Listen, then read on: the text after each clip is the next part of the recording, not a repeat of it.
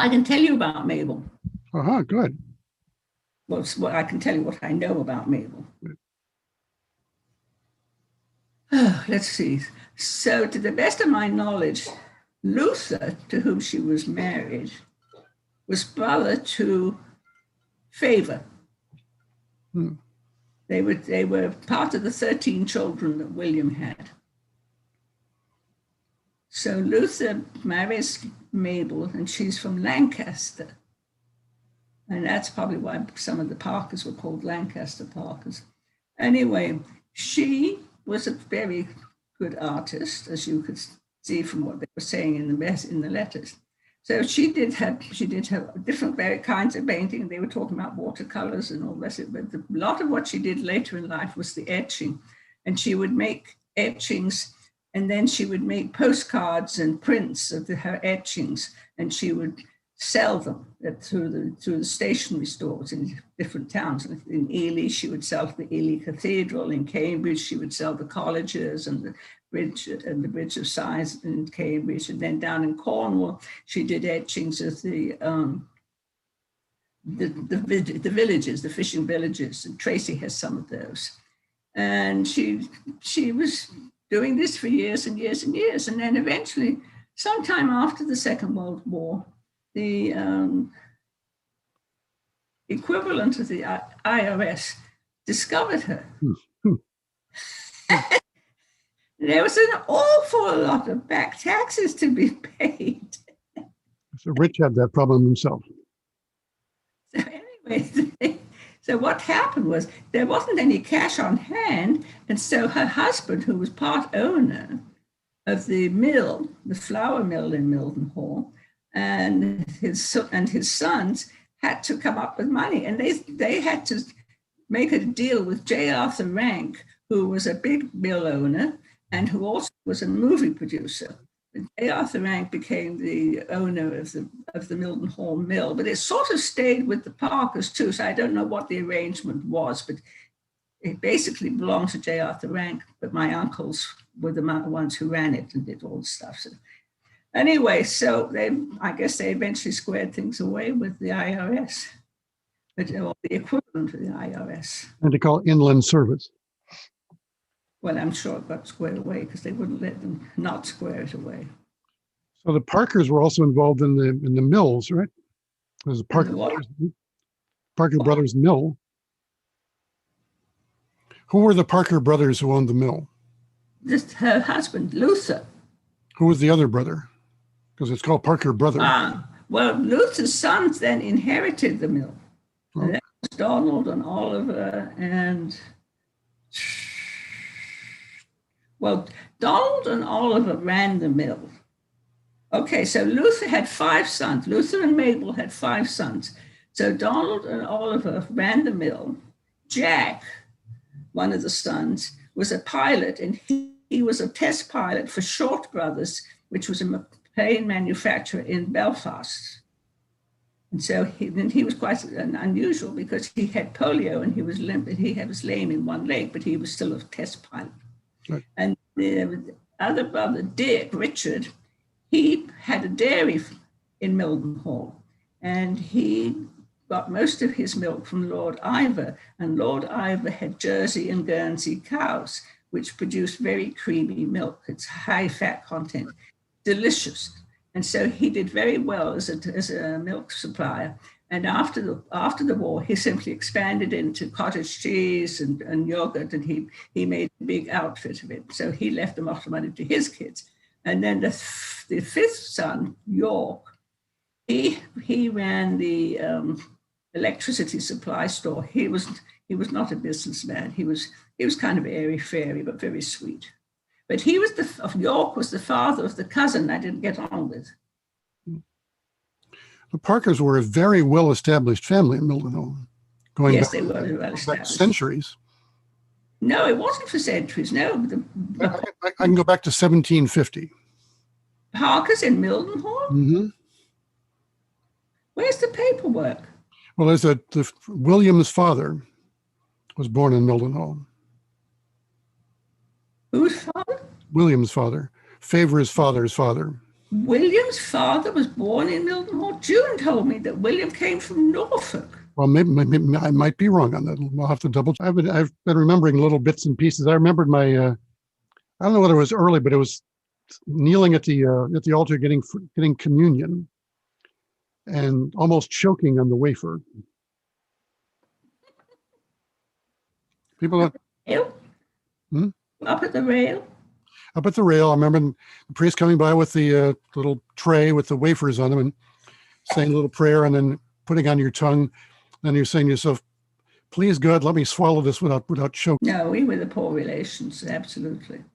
Yeah. No, I mean, Gordon was well off. Dick, the cousin, was well off because of his dairy.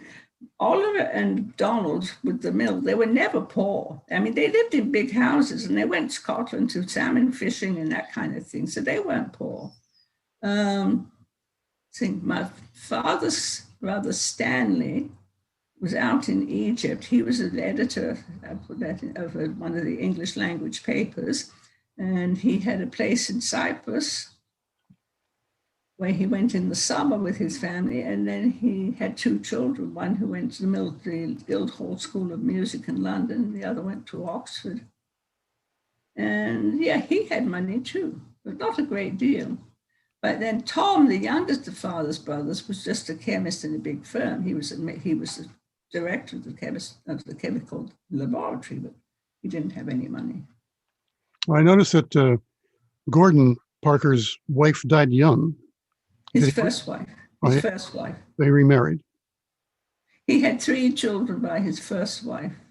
He had Peter, who was the apple of his eye, and Peter was in the First World War, and he was taken, no, not First World War, Second World War, and he was taken prisoner, and he died in prison camp of pneumonia, according to the paperwork. And then he had 2 daughters, Jock and Enid. Jock was a nurse, and then she took care of business for Gordon. But Enid and Terry and June and I were always good friends. And Enid's daughter lived in Mildenhall. She still does, in fact. Enid has passed away. Jock has passed away. Anyway, and then there were 2 boys by the second marriage, Michael and John.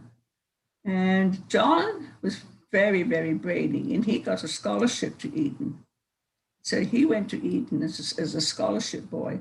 And then Michael, who was younger, was paid for by Gordon. He got him into Eton. And John went to Oxford. Michael didn't go to university. I think he just went straight into the business. And John was in London in Chambers, going to be a barrister. And his father said, I want you to be the company lawyer for Felix Stowe, so come home. And so he made him come home. So John became a drinker, and he died in his 60s. Uncle Tom, when I first remember, when Enid got married, we went to the wedding, and at that time, Gordon lived in a big house called Northwold, and it was in Norfolk. And he had a big dining room and a big drawing room, and then someone, or maybe he had built on a billiard room. And so after the wedding was during the daytime, and then there was a hiatus of time, and then in the evening he had a dance. So it was in the big billiard room, and it had the billiard table taken out and stored somewhere so we could dance on the parquet floor in the billiard room. And that's where I disgraced myself. Oh, should we tell that? I'll just say that. I was 13 years old and I disgraced myself. Oh. You're leaving much to the imagination. My sister June had to come and get me out of the garden and take me into the house to mother. Oh, okay. It was, whatever it was, I mean telling, but it was that bad. Family mystery. Anyway, so the next house Gordon didn't buy. Next house he leased. I don't remember all the ins and outs of his life, of course, but the next house that I remember him having was Hayward Hall. And this was a huge Victorian monstrosity of 5 stories, and dining rooms and drawing rooms and breakfast rooms and morning rooms and all the rest of it. And so Gordon was leasing this house because there was a lease plus, which was there were rights to the shooting on the agricultural land around the house. And so Gordon made the house into a club at the weekends for people from London to come and stay and then go shooting on the agricultural land. And they would be shooting pheasants and partridge. And so here again, he became his dominating self. And he told Jacques she got to give up her job as a matron at a boarding school for boys and come and be his hostess. And so she came and lived at Hayward Hall with him, and she did all the organizing for the beds and the meals for these people who would come from London to go shooting. Alice, Gordon's second wife, just sort of fluttered around and was useless. So she was there too. But on the 5th floor, or maybe the 4th floor, I'm not quite sure which, Gordon's mistress was living with her husband. Oh.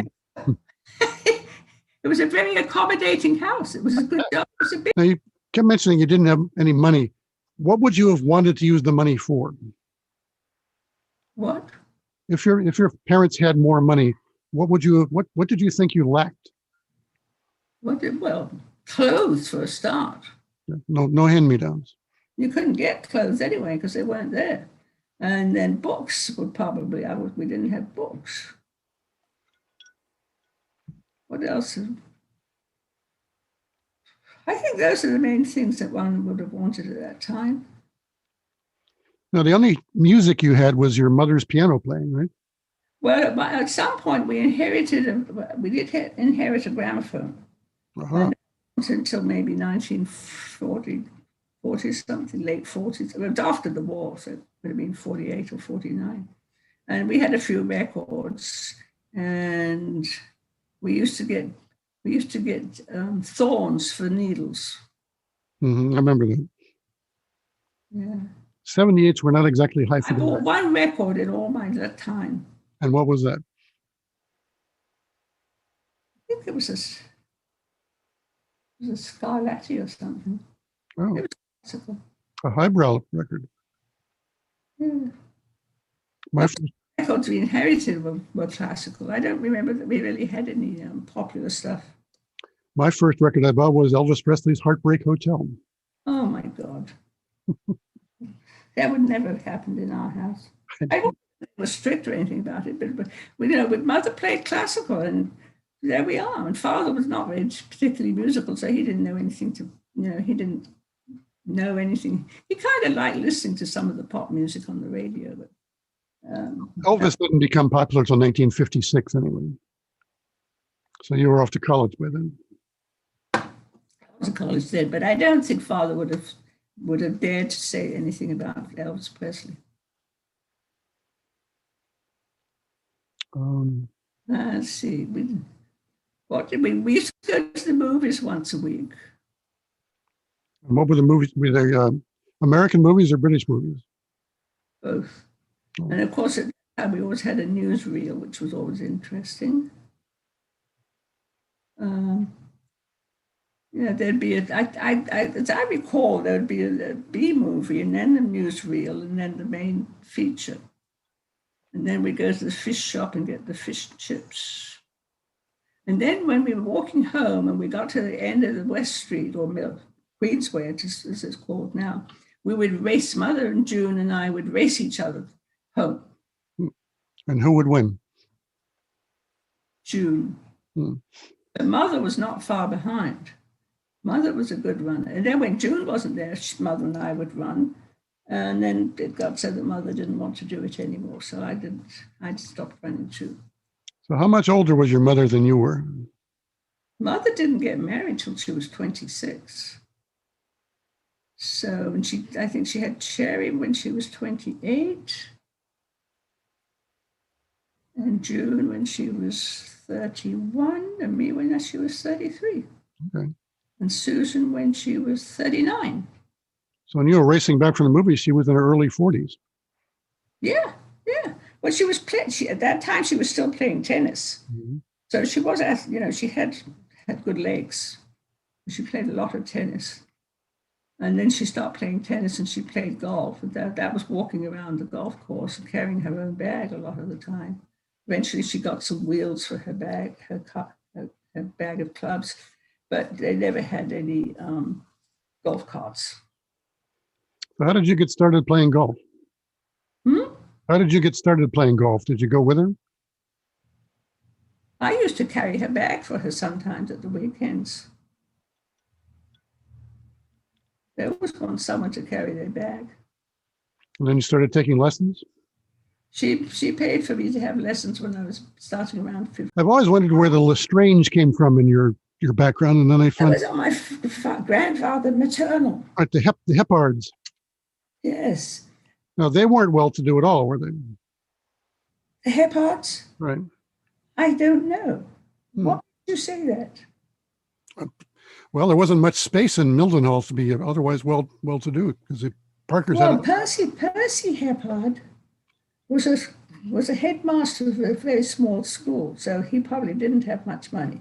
Right. But he and his wife did retire to quite a nice little house in Mildenhall. So there must have been something somewhere. But the thing is, my mother's mother, a wife of Percy, was actually illegitimate. Uh-oh. What the story is, up in Yorkshire, in Bradford, this woman had this child, and this man fell in love with her, and he married her. And then he adopted the child as well because he loved the child very much. And so the child married Percy. That's right. And Percy got the job as a headmaster down in Suffolk. So there's a big distance between Yorkshire and Suffolk. And at some point, when Percy's wife, her name was Emma, when Emma's mother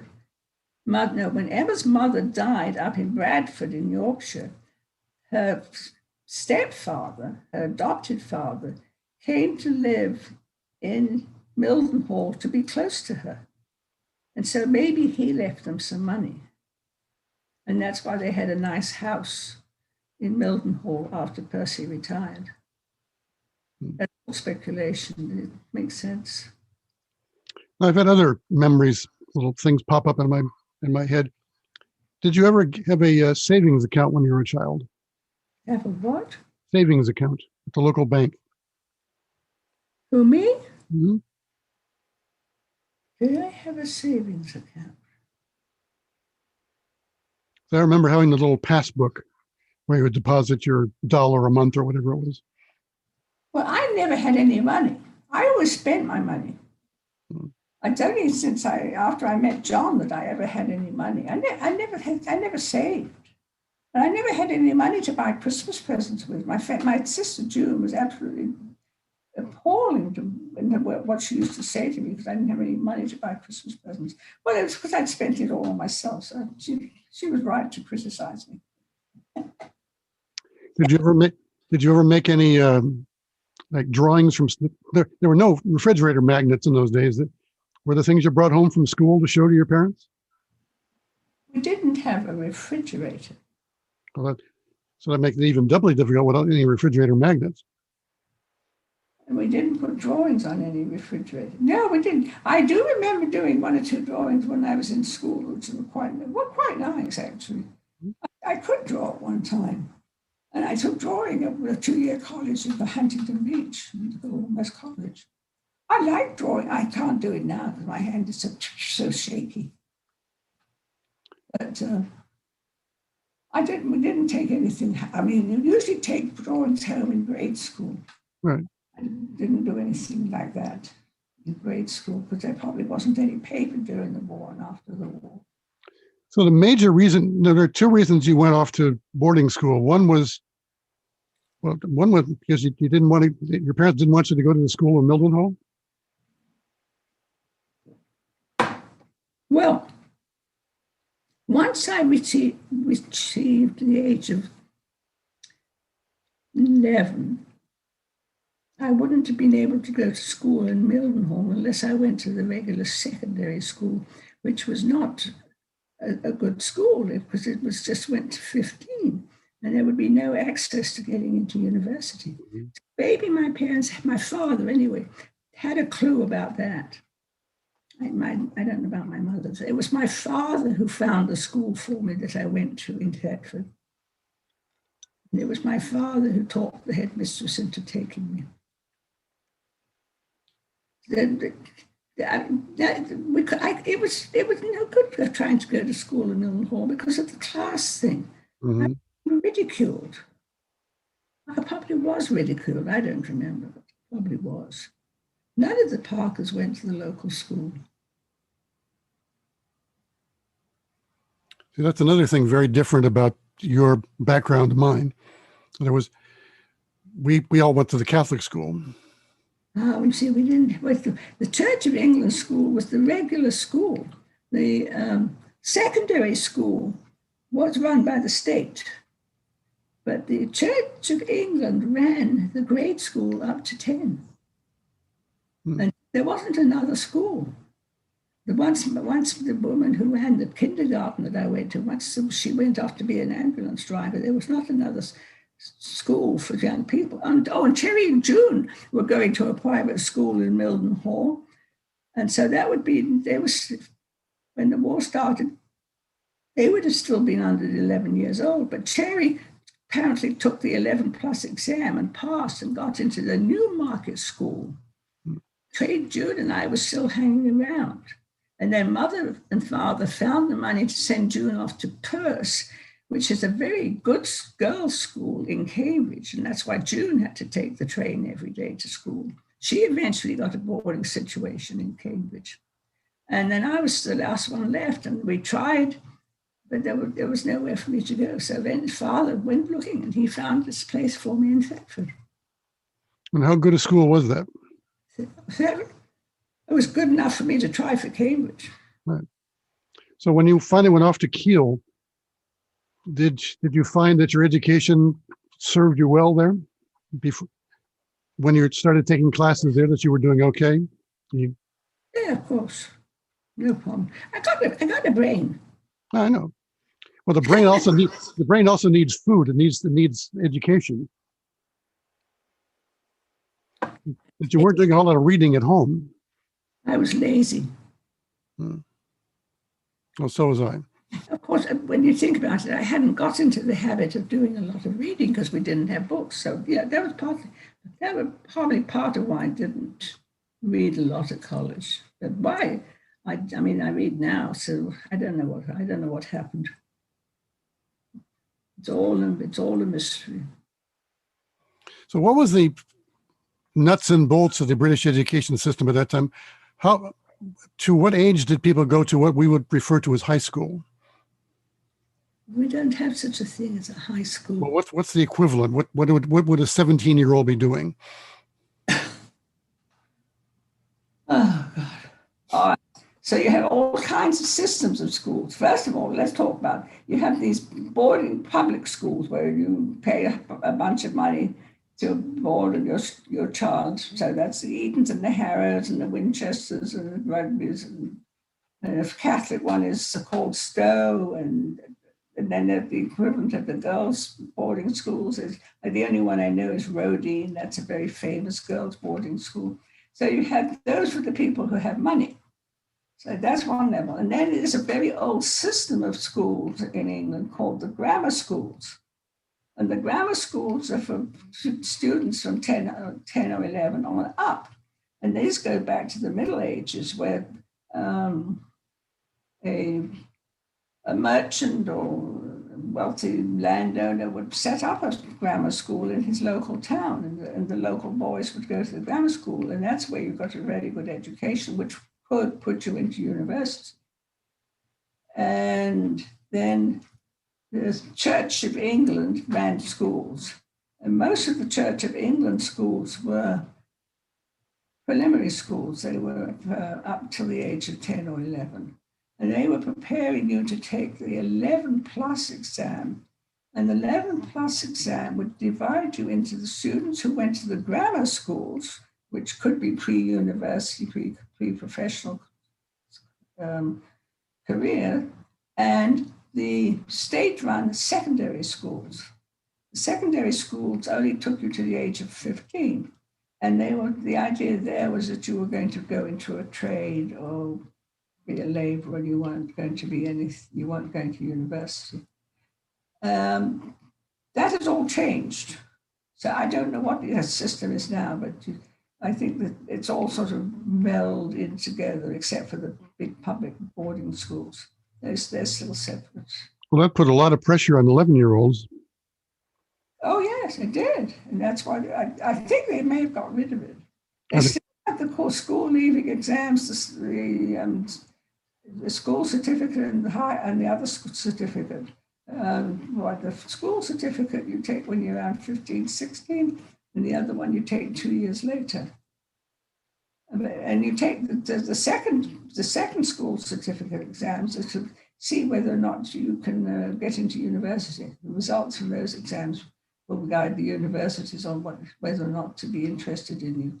They don't necessarily go by them, but they're there as a guide. Now, when you were at Mrs. Wilson's, how long was the school day? Had to be there by 9. I think I came out at 3:30 or something. And what were you allowed to do on your own after that, between then and dinner time? Well, Mrs. Wilson expected me to come home. She wasn't always there to make sure I came home. Mm-hmm. She would visit her friends and go to the Women's Institute and that sort of thing. But she would fix dinner for 5 or 6. I don't remember the time. I would walk home with some friends, but that would be about it. We wouldn't ever go to each other's houses. We didn't ever sort of hang out anywhere. There wasn't any coffee shop or anything like that where we could hang out. We just walked down the street. Maybe sometimes, now there was a park in Thetford. It was called Castle Park. And the castle was actually a Saxon castle. It was a dirt mound with a trench and then an outside wall holding, it was a moat with an outside wall holding the water in the moat. And of course, there wasn't any water any longer, but they took the mound and the wall was still there. And so sometimes we would go there and hang out. But that was not very often. Do you ever play any sports, like soccer? Well, I don't remember playing competitive sports. I do remember doing some track stuff and going to Norwich for a track meet and that kind of thing. But I don't remember playing competitive sports against other schools. I mean, just among the girls. I played hockey. I was goalie. I don't remember.